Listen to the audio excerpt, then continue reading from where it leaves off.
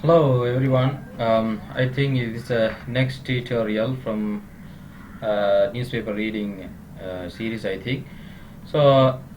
I'm going to share something knowledge about my how to read English newspaper. Especially um, I have brought some kind of a newspaper, especially editorial page.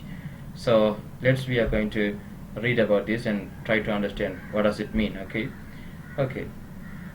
இதில் இப்போ நாங்கள் வந்துட்டு என்னென்னு சொன்னால் இப்போ முதலாவதாக இந்த எடிட்டோரியல் பேஜில் எப்படி நாங்கள் வாசிக்கிறது எப்படி அதை நாங்கள் புரிஞ்சு கொள்ளலாம்ன்றதை நாங்கள் பற்றி பார்ப்போம்.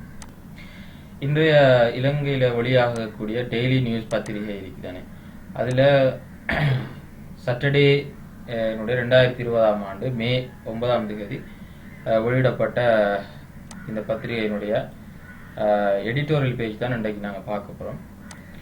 இந்த எடிட்டோரியல் பேஜ் எதை பற்றி சொல்லுதுன்னு சொன்னால், அதாவது அண்மையிலே வியாழக்கிழமை விசாகப்பட்டினத்தில் நடந்த ஒரு மிக முக்கியமான ஒரு சோகமான ஒரு சம்பவம், அந்த ஒரு ட்ரெஜடியை பற்றி தான் நாங்கள் இன்றைக்கு பார்க்க போகிறோம். அதை பற்றி தான் இன்றைக்கு டெய்லி நியூஸில் வந்துட்டு எழுதியிருக்கிறாங்க. ரைட்டு, இப்போ நாங்கள் இந்த வாசிக்கிறதுல குறிப்பாக எடிட்டோரியல் பேஜ் குறிப்பாக செலக்ட் பண்ணுறோம்னு சொன்னால், ஒரு பத்திரிகையினுடைய ஆசிரியர் பக்கம் அல்லது எடிட்டோரியல் என்று சொல்றது ஒரு பத்திரிகையினுடைய ஒரு மிக முக்கியமான ஒரு சோல் என்று சொல்லலாம். ஏன்னா அதில் ஒரு உயிர் அங்கதான் இருக்குது. இப்போ எடிட்டோரியல் பேஜ்ன்றது ஒரு மிக முக்கியமான விஷயம். அதை குறிப்பாக நாங்கள் தெளிவாக வாசிக்கணும், விளங்கணும். ரைட். ஆனால் நாங்கள் ஏற்கனவே சொன்னது போல நியூஸ் பேப்பர் ஆர்டிக்கல் வாசிக்கிறதுக்கு ஒரு யூனிக் ஸ்டைல் இருக்கு. அதை எப்படி வாசிக்கணும்னு சொல்லி ரெண்டால் அது இப்போ மிகவும் டீட்டெயிலாகவும் இருக்காது, ஆனால் டீட்டெயில் குறையாகவும் இருக்காது, தெளிவாக போட்டிருப்பாங்க. ஸோ அப்போ எப்படி வாசிக்கணும்னா, நாங்கள் ஏற்கனவே சொன்னது மாதிரி ஹெட்லைனை வந்துட்டு தெளிவாக வாசிக்கணும். ஹெட்லைனை 2-3 தடவை வாசித்து என்ன ஐடியான்றதை எடுத்ததுக்கு பின்னால் நமக்கு ஒரு ஐடியா ஒன்று வரும், அதாவது என்னத்தை பற்றி சொல்ல போகிறாங்க பின்னுக்குன்னு சொல்லி. ஸோ அந்த வகையில் தான் இந்த எடிட்டோரியல் ஹெட்லைனை பாருங்கள், ஒரு வித்தியாசமாக போட்டிருக்கு. விசாக் என்று போட்டு ஒரு கொலன் போட்டு அங்கே போட்டிருக்கு. விசாக் என்று சொல்றதை குறிக்குதுன்னு சொன்னா விசாகப்பட்டினம் என்று சொல்ல ஆந்திர பிரதேசத்தில் இருக்கக்கூடிய விசாகப்பட்டினம் என்று சொல்லக்கூடிய ஒரு ஊர். அது ஒரு மிகப்பெரிய ஒரு துறைமுக நகரம் என்று சொல்லலாம், ஒரு இண்டஸ்ட்ரியலான ஒரு துறைமுக நகரம் என்று சொல்லலாம். அப்படியான நடந்தது விசாகப்பட்டினம். அதுல நடந்த ஒரு சம்பவம், அதை குறிப்பாக மனதில் வச்சுக்கொண்டு ஒரு ஹெட்லைன் போட்டிருக்கிறாங்க. கோஷன் நீடட் as industries restart. என்ன வழங்குது, அதாவது எச்சரிக்கை தேவைப்படுறது. நீடட் சொன்னா இங்க தேவைப்படாது, அதாவது இதுல இருக்கக்கூடிய ஆக்சிலரி வேர்ப் வந்துட்டு இஸ் இருக்குது, மறைவாக இருக்குது. அப்ப நாங்கள் அதை புரிஞ்சு கொள்ளணும். ஸோ இது பாஸ்ட் சொல்லப்பட்டிருக்கேன்னா, அப்ப courses needed as industry restarted அர்த்தம். இங்க வந்து ஏசுக்குரிய அர்த்தம் வந்துட்டு போது என்ற அர்த்தம். ஏசுக்கு நிறைய அர்த்தங்கள் இருக்குது. போது என்பது பயன்படுத்தலாம், ஏனெனில் என்று சொல்றதுக்கு பயன்படுத்தலாம், அல்லது ஒரு ஏசுக்கு பிறகு ஒரு நவுன் வருமாக இருந்தால் அதை குறித்து சொல்றது. உதாரணமா as a teacher, as a principal என்று சொல்லுவாங்க. அதாவது ஒரு ஆசிரியராக ஒரு ஆசிரியராக ஒரு அதிபராக நீங்க சொல்லுங்க என்ற மாதிரி சொல்லுவாங்க. ஸோ அப்படியான சந்தர்ப்பத்தில் நாங்கள் இதை பயன்படுத்துவோம். அப்ப கோஷன் நீடட் இஸ் இண்டஸ்ட்ரி ரீஸ்டார்ட், அதாவது மீளவும் இண்டஸ்ட்ரியை துறக்கும் போது, மூல இண்டஸ்ட்ரிகளை தொழிற்சாலைகளை திறக்கும் போது எச்சரிக்கை தேவைப்படுகிறது. எச்சரிக்கை என்பது தேவை என்ற மாதிரி தான் இந்த ஹெட்லைன் சொல்லுது. அப்போ என்ன சொல்ல வராங்கன்னு சொன்னால், அப்போ அந்த விசாகப்பட்டினத்தில் நடந்த ஒரு சம்பவத்தை வச்சுதான் அப்போ இங்கே இலங்கையிலையும் பதிக்காங்க. இலங்கையிலையும் ஷட் டவுன் வந்துட்டு முடிஞ்சது பிறகு எல்லா இண்டஸ்ட்ரியும் வந்துட்டு தங்களோட மேனுஃபேக்சரிங் ப்ராடக்ட்களை வந்துட்டு திரும்பவும் மீள ஆரம்பிக்கிற டைமில் ஒரு எச்சரிக்கை தேவை, எச்சரிக்கையோட நாங்கள் திறக்கணும் என்றதான் இங்க ஹெட்லைன் வந்துட்டு புஷ் பண்ணி சொல்லுது. ஆகவே இதுல இருந்து என்ன வழங்குதுன்னு சொன்னா, இந்த ஹோல் மெசேஜ் வந்துட்டு இந்த விசாகப்பட்டினத்துல நடந்த ட்ரெஜடியையும் வச்சு இலங்கையில இதுல எப்படி பாடத்தை எடுத்துக்கொள்றது என்றதை பத்தி தான் சொல்ல போகுதுன்றத ஒரு பேசிக் ஐடியா எங்களால் எடுத்துக்கொள்ளுது. ரைட். அதன்படி இதுல இருக்கக்கூடிய இந்த எடிட்டோரியல் பேஜ்ல இருக்கக்கூடிய சில வொக்காபுலரிஸை வந்துட்டு இந்த ரைட் சைடில் நான் போட்டிருக்கிறேன். இப்போ நீங்கள் அதை வாய்ச்சி என்ன அர்த்தம் பண்ணது புரிஞ்சு கொள்ளலாம். இதில் வந்துட்டு இந்த எடிட்டோரியல் பேஜில் அனலைஸ் பண்ணதின் அடிப்படையில் 27 சென்டென்ஸ் இருக்குது. இதில் 27 ஒரு பிக் சென்டென்ஸ் போட்டிருக்கு. இப்போ நாங்கள் ஒவ்வொரு சென்டென்ஸையும் நாங்கள் வாசிக்கிற பொழுது உங்களால் மீனிங்கை புரிஞ்சு கொள்ளலாம். முதலாவது சென்டென்ஸை பார்ப்போம். The first sentence is that என்ன சொல்லுது என்றால் Thursday's tragic industrial accident, அதாவது வியாழக்கிழமை நடந்த ஒரு ட்ரெஜிக் சொன்னா ஒரு சோகமான ஒரு சம்பவம். அந்த சோகமான சம்பவம் என்றது ஒரு இண்டஸ்ட்ரியல் ஆக்சிடென்ட் தானே, தொழிற்சாலையில் நடந்த ஒரு industrial accident. Thursday's tragic industrial accident in the Indian industrial and port city of Visakhapatnam. விசாகப்பட்டினத்தினுடைய விசாகப்பட்டினம் என்றது ஒரு தொழில்துறை சார்ந்த அதாவது துறைமுக ஒரு நகரம் தான் இந்த விசாகப்பட்டினம். அந்த விசாகப்பட்டினத்துல நடந்த ஒரு சோகமான ஒரு சம்பவம், வியாழக்கிழமை ஏற்பட்ட ஒரு சம்பவத்தில இருந்து என்றதான் இந்த சொல்லப்பட்டிருக்கு. இதுல எந்த விதமான எக்ஸனும் இல்லை. அதை எக்ஸ்பிளைன் பண்ணிருக்காங்க. விசாகப்பட்டினம் என்ன, அது என்ன நடந்தது, ஏன்னா அது எப்படியான ஒரு இடம் என்றதை எக்ஸ்பிளைன் பண்ணி சொல்லிட்டு இப்ப இங்கதான் வந்துட்டு என்ன சொல்றாங்கன்னு சொன்னா இதுல மெயின் எக்ஷன் வந்துட்டு வருது. என்னவா இருக்கணும், அலர்ட் சொல்லிருக்கு. மஸ்ட் ஷுவர்லி, நிச்சயமாக கட்டாயமாக, must surely alert our own industries, எங்களுடைய சொந்த கம்பெனிகள் தொடர்பாக நாங்கள் மிகவும் விழிப்பாகவும் அலர்டாகவும் இருக்க வேண்டும். எப்ப என்றது இந்த ஏஸ் என்ற இந்த வேர்ட் சொல்லும். ஏற்கனவே சொன்னது போல ஏஸ் வந்துட்டு எக்ஸ்பிளைன் பண்ணும். ஏனெனில், எப்பொழுது என்ற ஒரு கேள்விக்கு ஒரு விடையும் தரும். as they hurry to restart production, அவர்கள் உடனடி ஹரியன்ஸ்னா அவசரமாக உடனடியாக அவருடைய ப்ரொடக்ஷன்களை உற்பத்திகளை மீளவும் ஆரம்பிக்கிற அந்த சந்தர்ப்பத்தின் போது அவர்கள் கவனமாக இருக்கணும் சொல்றாங்க. எப்ப எதன் பிறகு கேட்டால் after the pandemic shut down this past month, இந்த கடந்த மாதத்துல இந்த பெண்டமிக்கினுடைய ஷட் டவுனுக்கு பிறகு, பெண்டமிக்கின் காரணமாக வந்த அந்த லாக்டவுன் எல்லாம் நிறுத்தி வைக்கப்பட்டது.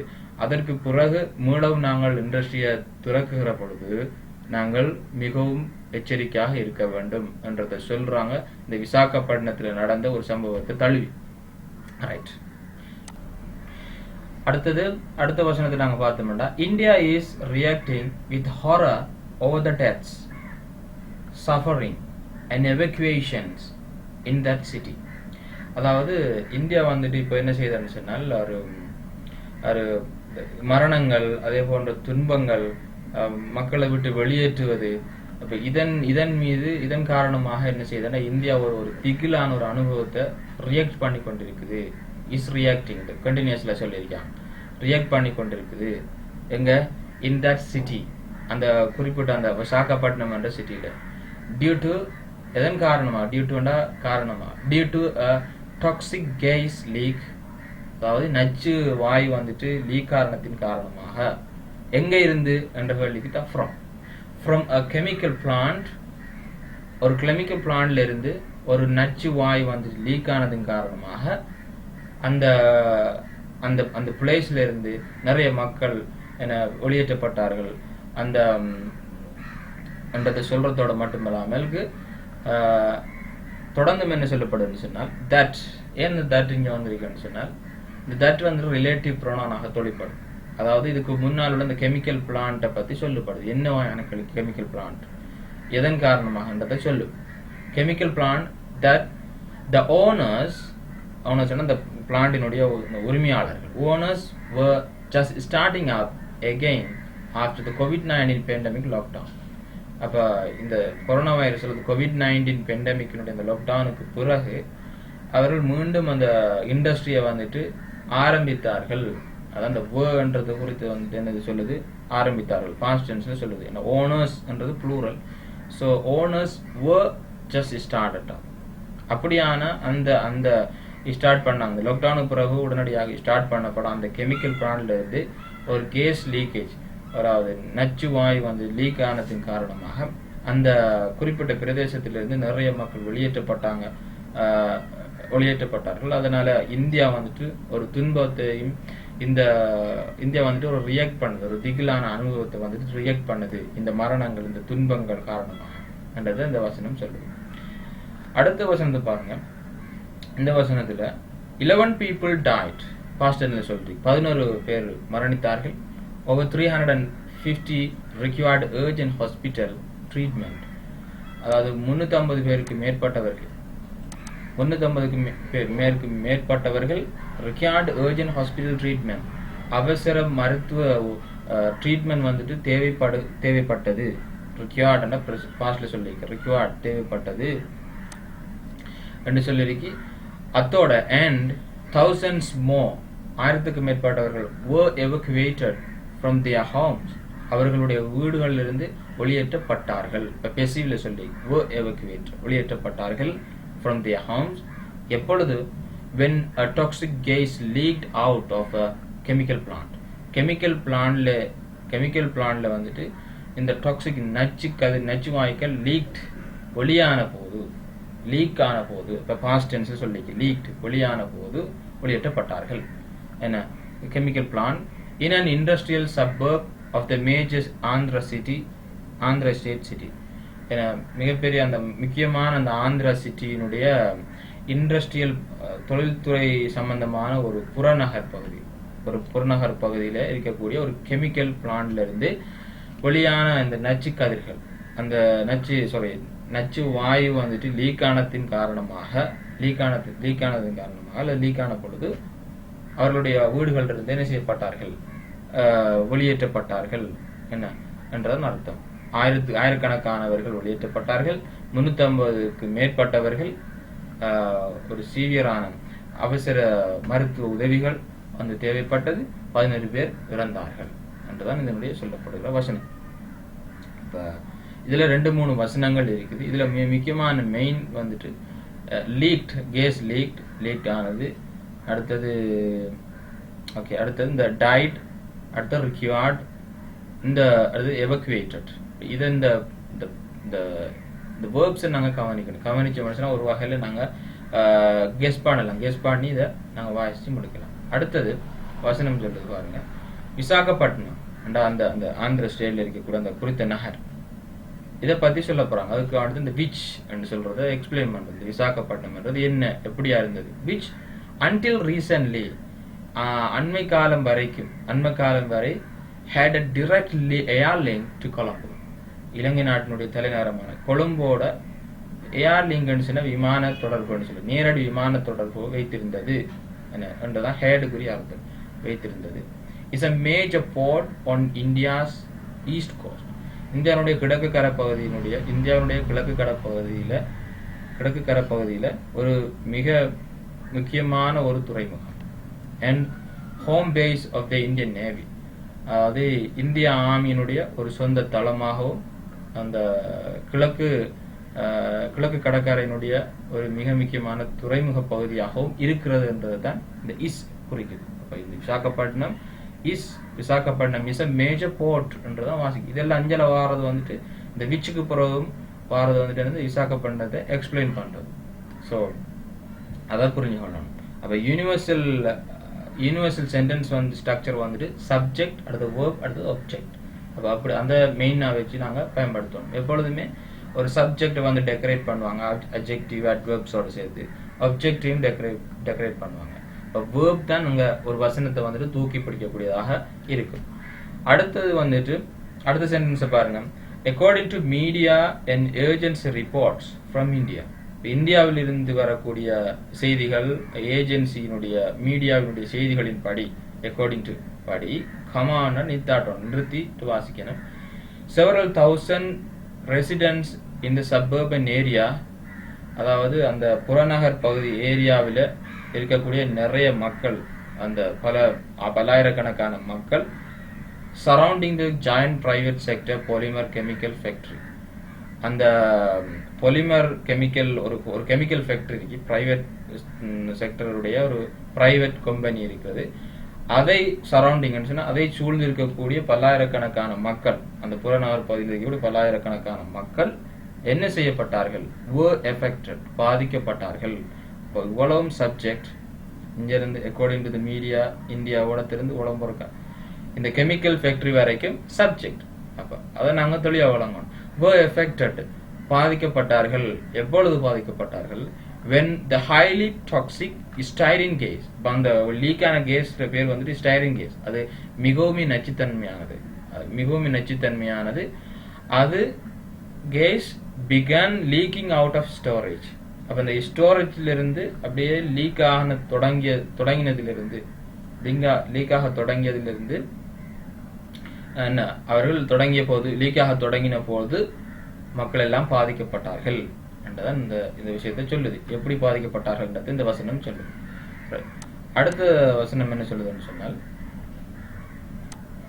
அடுத்த வசனம் the leak began என்றது or begin began sorry begin began began இதான் இதனுடைய அந்த past participle form verb form right. இதுல வந்து past tense சொல்லப்பட்டிருக்கு. the leak began leak ஆரம்பிச்சது எத்தனை மணிக்கு at about 3:30 am early on Thursday morning. வியாழக்கிழமை அதிகாலை நேரத்தோட வந்துட்டு இது ஆரம்பமானது அத்தோடு. and the case is spreadன்றது இங்க past tense தான். என்னடா spread வந்துட்டு இது regular form. spread past tense spread தான், present tense spread தான். so இது இங்க past tenseல சொல்லப்பட்டிருக்குது morning and the case is spread over 3 kilometer radius area. அப்ப 3 கிலோமீட்டர் ஆரையுடைய அந்த மிகப்பெரிய அந்த ஏரியா அளவுக்கும் அது நீஞ்சி பரவி இருந்தது. while most residents are asleep. while என்றது வந்துட்டு என்ன எது பயன்படுத்துவாங்கன்னா, ஒரு விடயம் நடந்து கொண்டிருக்கிற அதே நேரத்தில் இன்னும் ஒரு விடயம் நடக்குதாம் என்று இருந்தால் அந்த சந்தர்ப்பத்தில் while பயன்படுத்துவாங்க ரைட். அப்ப அப்படி பரவி கொண்டிருக்கக்கூடிய நேரத்தில் most residents were asleep. நிறைய மக்கள் வந்துட்டு தூங்கினார்கள் என. அப்ப அதான் என்னுடைய அர்த்தம். அடுத்த வசனத்தை பாருங்க. News photos showed small white clouds. இப்ப நியூஸ்ல இருந்து வரக்கூடிய போட்டோக்களை பார்க்குற டைம்ல அது என்னத்தை காட்டிச்சு? Showed small white clouds of the deadly gas. அந்த கேஸினுடைய ஒரு ஒரு மேகம் போன்ற அமைப்பில் அந்த கேஸ் வந்துட்டு அப்படியே காட்டி கொண்டிருந்தது பகல் நேரங்களில். yet hovering over the neighborhood in daylight. daylightனா பகல் நேரங்கள்ல, நெய்பர்ஹுட்னா அங்கேயும் இங்கேயுமாக. என்ன ஹோவரிங்னா ஹெலிகாப்டர் ஹோவர் பண்ணுவேன் மேல யார்ல 2 ஹோவர் பண்றதுதான் அந்த ஹோவரிங். அப்படி அந்த கேஸ் வந்துட்டு அந்த வானத்துல வந்துட்டு நெஞ்சுது அப்படி மேகம் போன்ற அப்படி சுத்தி கொண்டிருந்தது. என்ன எப்ப எந்த டைம்ல? while the whole area was evacuated. அந்த ஏரியால இருந்து மக்கள் எல்லாரும் வெளியேற்றப்பட்ட போது, என்ன வெளியேற்றப்பட்ட அந்த நேரத்துல அந்த நேரத்திலிருந்து அங்கே அந்த அப்படியான அந்த கேஸினுடைய முகில் கூட்டங்கள் அந்த இருந்தது என்றத நியூஸ் போட்டோஸ் காட்டியது. சவுட் என்று இந்த வசனம் சொல்லுது. அடுத்த வசனத்தை பார்த்தோம்னால் the poisonous gas is also highly inflammable. அதாவது இந்த நச்சுத்தன்மையான இந்த வாயு எப்படியாக இருக்குது? இஸ் என்று சொன்னா பிரசன்ட்ல சொல்றாங்க. Is also highly inflammable. மிகவும் தீப்பற்றக்கூடியது. ஹைலி இன்ஃப்ளமேபிள் மிகவும் தீப்பற்றக்கூடியது என்று சொல்றாங்க. and the local authorities were compelled. அப்ப உள்ளூர் அதிகாரிகள் என்ன கட்டாயப்படுத்தப்பட்டார்கள். were compelled to be cautious in their rescue effort. அவர்கள் அந்த ஆக்கள் வெளியேற்ற டைம்ல மீட்பு பணி செய்யற அந்த நேரங்கள்ல அவர்கள் கட்டாயமாக கோசியஸ் ஆகும். டு பி கோசியஸ், மிகவும் அவதானமாக எச்சரிக்கையோடு இருக்க வேண்டும் என்று என்ன அது ஒரு அந்த லோக்கல் உள்ளூர் அதிகாரிகள் கட்டாயப்படுத்தப்பட்டார்கள் due to the risk of explosion. என்றால் வெடிப்பு ஏற்படக்கூடிய ஆபத்து இருப்பதன் காரணமாக அங்கே மக்கள் எல்லாம் ரெஸ்கியூ. ஸோ அதோடு சேர்த்து ஃபாலோவிங் த இண்டஸ்ட்ரியல் ட்ரெஜடி. அப்போ இந்த இண்டஸ்ட்ரியில் ஏற்படப்பட்ட இந்த சோக சம்பவத்தை தொடர்ந்து the Indian government has directed chemical firms. அதாவது இந்திய அரசாங்கம் வந்துட்டு இப்படியான இரசாயன நிறுவனங்களுக்கு அறிவுறுத்தி இருக்கிறது. has directed அறிவுறுத்தி இருக்கிறது. என்னென்ன இருக்கக்கூடிய எப்படியான இரசாயன நிறுவனங்களால் in both the public and private sectors. அரசாங்கத்திலையும் தனியார் துறையிலும் இருக்கக்கூடிய இரசாயன நிறுவனங்களுக்கு அறிவுறுத்தி இருக்கிறது. என்னத்துக்கு? to exercise caution when reopening plants. பிளான்ட்ஸை நீங்க ரீஓபன் பண்ண டைம்ல அதாவது கவனமாக இருக்க வேண்டும் என்று சொல்லியும் after Indians lockdown began to be lifted earlier this week. இந்த வாரத்தில இருந்து இந்த லாக்டவுன் ப்ராசஸை வந்துட்டு தூக்கினத்திலிருந்து அதாவது லாக்டவுன் ப்ராசஸை வந்துட்டு இல்லாமல் ஆக்கப்பட்டது தொடங்கினத்திலிருந்து தொடங்கினதுக்கு பிறகு அதாவது மீளவும் வந்துட்டு பிளான்ஸை வந்துட்டு ஓப்பன் பண்ற டைம்ல இந்த அதிக கவனத்தோட இருக்க வேண்டும் சொல்லி இந்திய அரசாங்கம் வந்துட்டு அறிவுறுத்தி இருக்கிறது. அடுத்த வசனத்தை பார்த்தால் environment monitors are recalling the far more deadly industrial gas leak. அதாவது சூழலில் இருக்கக்கூடிய சூழல் கண்காணிப்பாளர்கள் அவர்கள் வந்துட்டு என்ன செய்றாங்கன்னு சொன்னால் இண்டஸ்ட்ரியல் லீக்கேஜ் நடந்த இந்த மிகப்பெரிய இந்த இண்டஸ்ட்ரியல் லீக்கேஜுக்காக வேண்டி அவர்கள் அந்த வலியுறுத்தி இருக்கிறார்கள். என்னதுக்கு? கம்பன்சேஷன். அதாவது are recalling the far more deadly industrial case leak in the central Indian city of Bhopal in December 1980. 1984 ஆண்டு டிசம்பர்ல போபால் சிட்டியில நடத்தப்பட்ட அந்த இந்தியன் கேஸ் லீக் சம்பந்தமாக அதை மீண்டும் நினைவுபடுத்துகிறார்கள் இவர்கள். known as the world's worst Indian industrial accident. அதாவது இந்தியாவுடைய மிக மோசமான, உலகத்திலே மிக மோசமான இண்டஸ்ட்ரியல் ஆக்சிடென்டாக வந்துட்டு இந்த ஆக்சிடென்ட் இந்த போபால் சிட்டியில நடந்ததாக இருக்கிறது, அறியப்படுகிறது சொல்லிட்டு the gas leak from the huge Union Carbide industrial plant. மிக யூனியன் கார்பைட் இண்டஸ்ட்ரியல் பிளான்ட்ல இருந்து கேஸ் லீக் ஆச்சு. சரிதானே? போபால் சிட்டியில லீக் ஆனது. அதுல இமீடியட்லி கில்ட், கொல்லப்பட்டார்கள். இமீடியட்லி கில்ட் 3787 3787 மக்கள், 5,74,366 பேர் காயம் அடைந்தார்கள் அந்த சந்தர்ப்பத்தில் இடத்தை நினைவுபடுத்தலாம். அடுத்த வசனம், following Thursday's விசாகப்பட்டினம் இன்சிடென்ட். இந்த விசாகப்பட்டினம் சம்பவத்தை தொடர்ந்து India's Environment Ministry and State Pollution Control Board have issued. அப்ப இந்தியாவினுடைய சுற்றுச்சூழல் அமைச்சும் அதேபோல இந்தியாவினுடைய மாசு சம்பந்தமாக கட்டுப்படுத்தக்கூடிய அந்த வாரியமும் என்ன செய்திருக்கிறார்கள்? ரெண்டும் வந்துட்டு என்னது? ப்ளூரல். இந்த ஒரு மினிஸ்ட்ரி, இந்த போர்ட், இந்த ஷாப்பிங் ரெண்டும் ப்ளூரல்னத்தால இந்த ஹேவ் பயன்படுத்தப்பட்டிருக்கு. Have issued separate directives. அது தனியான ஒரு கொள்கைகள், தனியான அறிவுறுத்தல்களை வழங்கி இருக்குது. யாருக்கு? To all companies to take extreme precautions. எல்லா நிறுவனங்களுக்கும் வளர்ந்திருக்கு மிக முக்கியமான முன்னெச்சரிக்கை நடவடிக்கைகள் எடுக்கிறதுக்கு. டு டேக் ஏன்னா அடுத்தது அதோட சேர்ந்து while restarting their units, அவர்களுடைய எப்போ எந்த டைம்ல அந்த ப்ரீகாஷன் எடுக்கணும், அவர்கள் மீண்டும் அவர்களுடைய யூனிட்ஸை வந்துட்டு மூலமும் திறக்குகிற பொழுது.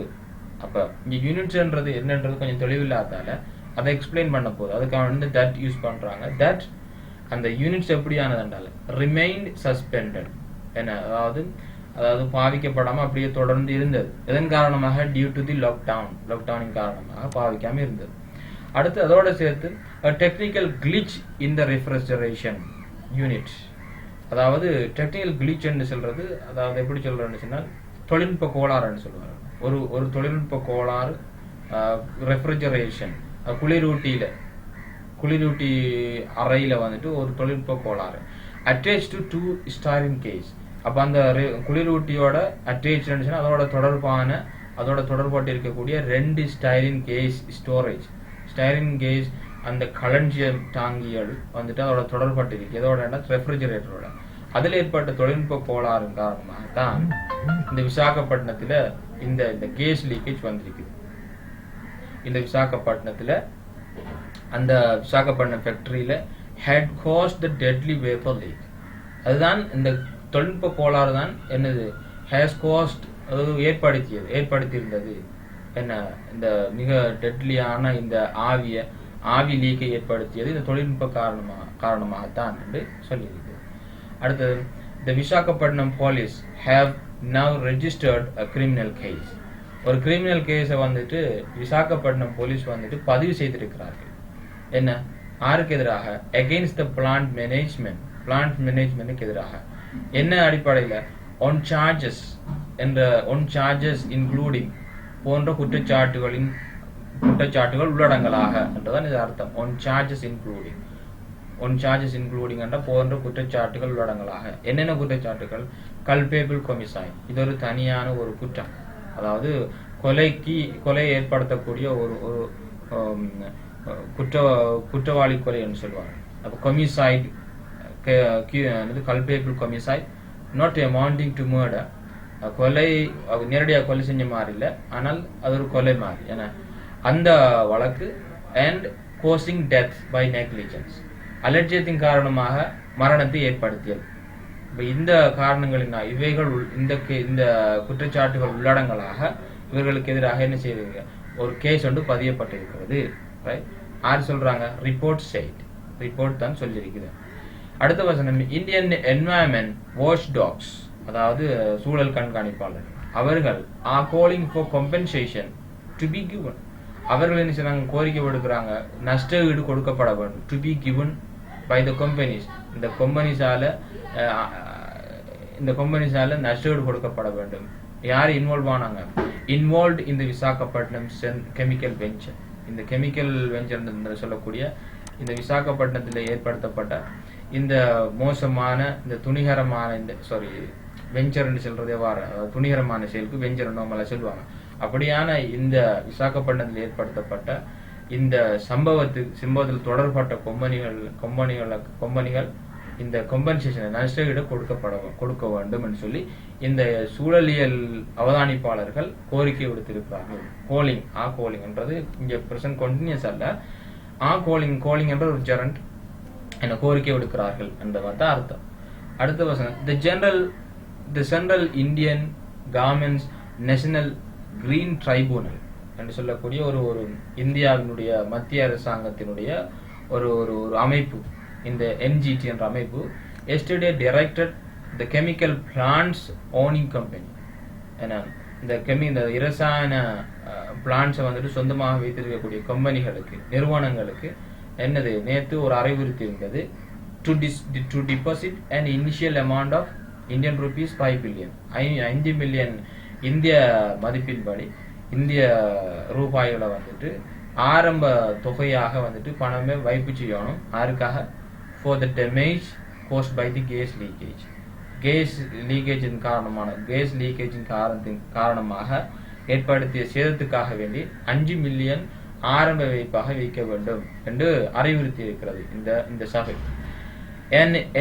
NGT bench, அதாவது இந்த ஏற்கனவே சொன்ன அந்த NGT bench headed by chairperson, அதாவது ஜஸ்டிஸ் அத்ரஸ் குமார் ஜியோ என்ற இந்த நபரின் தலைமையில, இவர்தான் சேர்பர்சன், அவர் தலைமையில என்ன சொல்லியிருக்காங்க? அயலும் issued notice, அயலும் ஒரு நோட்டீஸ் வெளியிட்டிருக்காங்க to the Andhra Pradesh pollution control board, Andhra பிரதேசனுடைய மாசு கட்டுப்படுத்தக்கூடிய ஒரு வாரியத்துக்கும், சென்ட்ரல் பொல்யூஷன் கண்ட்ரோல் போர்ட் மத்திய மாசு கட்டுப்படுத்தல் சபைக்கும், அத்தோடு சென்ட்ரல் இந்தியன் கவர்மெண்ட் மத்திய அரசாங்கத்துக்கும் இவர்கள் என்ன செஞ்சாங்க? இந்த நபர் இந்த ஜஸ்டிஸ் வந்துட்டு ஒரு நோட்டீஸ் வந்து அனுப்பினார் என்று இஷ்யூட் வெளியிட்டார் என்றால் ரைட். அடுத்து, while Sri Lanka does not have mass industrial production plants as in India, இந்தியாவில் இருப்பது போல மிகப்பெரிய அளவிலான இண்டஸ்ட்ரியல் வந்துட்டு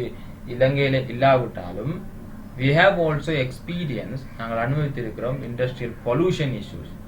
என்ன, அதாவது இண்டஸ்ட்ரியல் இருக்கக்கூடிய மாசு சம்பந்தமான பிரச்சனைகளை நாங்கள் அனுபவித்திருக்கிறோம். ஃப்ரம் டைம் டு டைம், அவ்வப்பொழுது என்ன அனுபவித்திருக்கிறோம். as is normal with industrialization anywhere in the world, இந்த உலகத்தில் ஒரு தொழிற்சாலை மேம்படுத்தப்படுற டைமில் இது ஒரு சாதாரணமான சம்பவம் தான். இப்படி இந்த இஷ்யூகள் பொல்யூஷன் இஷ்யூஸ் வர்றது என்றது சொல்லி.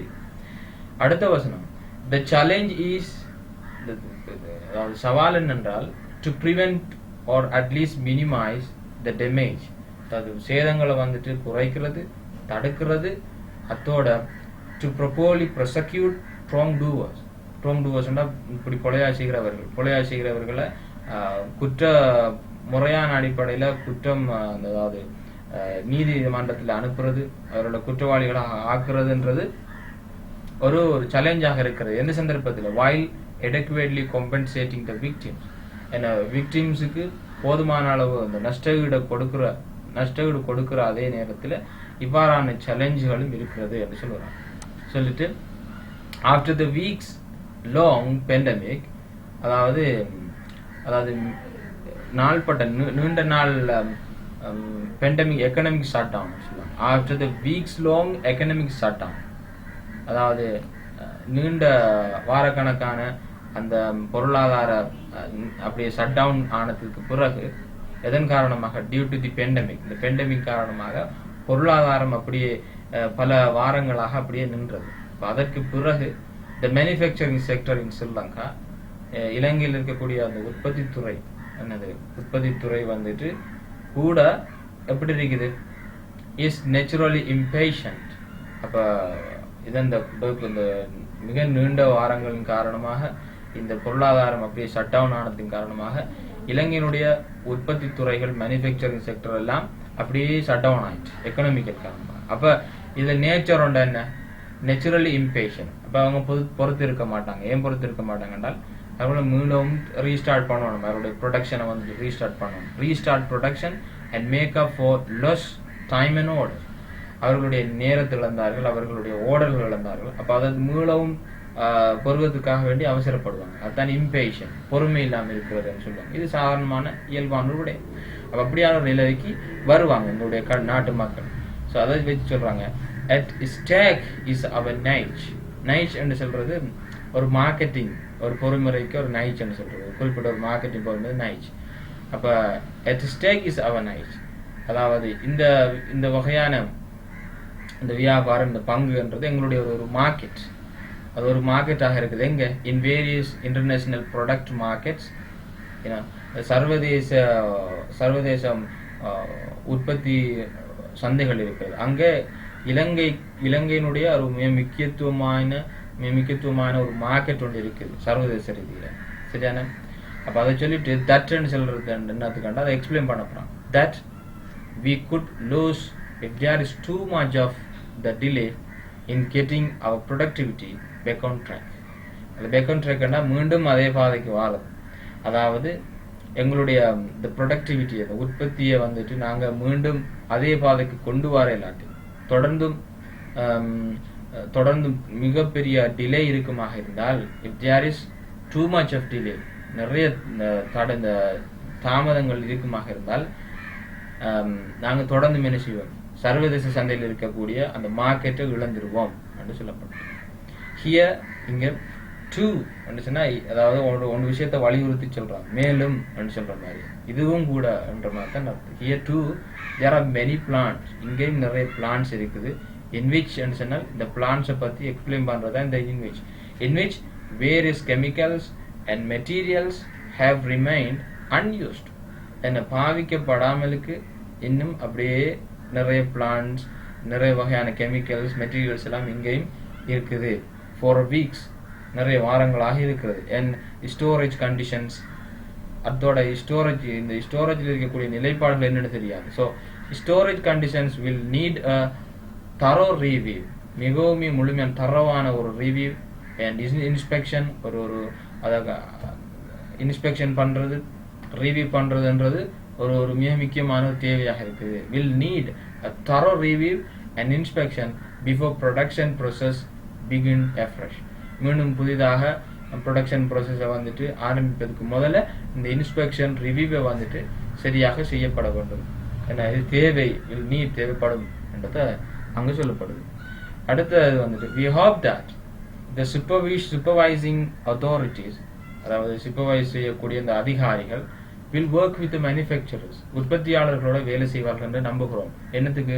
in enabling a smooth recommencing, அதாவது ஸ்மூத்தான ஆரம்பம், அதாவது அந்த கண்ட்ரியினுடைய மேனுஃபேக்சரிங் செக்டரை வந்துட்டு ஸ்மூத்தாக ஆரம்பிப்பதற்கு இவர்கள் உதவுவார்கள் என்று நம்புகிறோம் என்று சொல்லப்படுது. This is an added burden on the authorities who are already having to manage the resumption of industry and services in a strictly graduated manner to minimize the risk of worsening the COVID-19 condition.